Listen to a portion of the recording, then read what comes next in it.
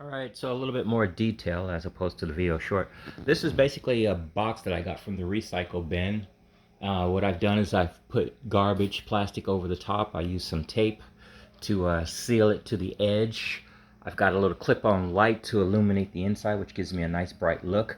I've got a portable vacuum, which you can use a regular house vacuum. Just kind of cut a hole into the side, stick it in there.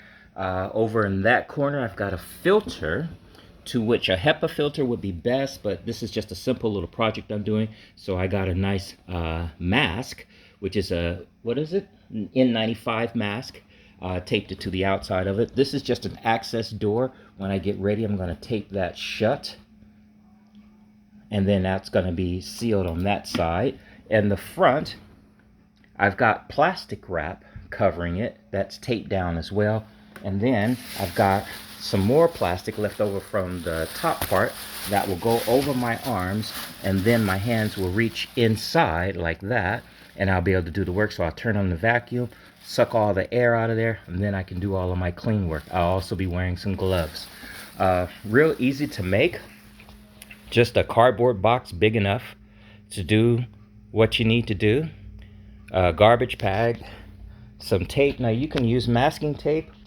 You can use packing tape. I have a regular 2-inch packing tape that I use just because it's convenient. I used it. I'm not going to buy a new masking tape.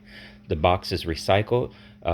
Plastic bag, one of several plastic bags that I have from my kitchen. The plastic wrap on the front is just, saran wrap, and I just kind of reinforced it with the clear tape going around, and then do some cutouts.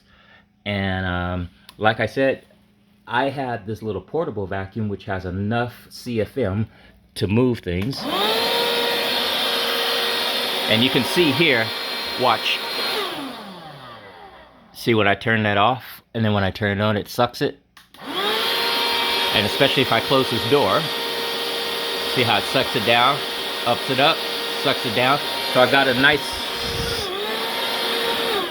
nice level of vacuuming in there. So once it cleans out, I'll have it on for like a minute or 2 minutes before I open up anything, and keep everything nice and clean inside. And hopefully that'll keep any dust from getting on these discs. I'm going to experiment with these discs, but I want to keep it as clean as possible, because if the experiment goes well, then cool, that's some nice discs that I can remake, which I'm having some issues with. But anyway, that's another video. Temporary clean room and easy steps. Hope you could use that information. Good ideas, right?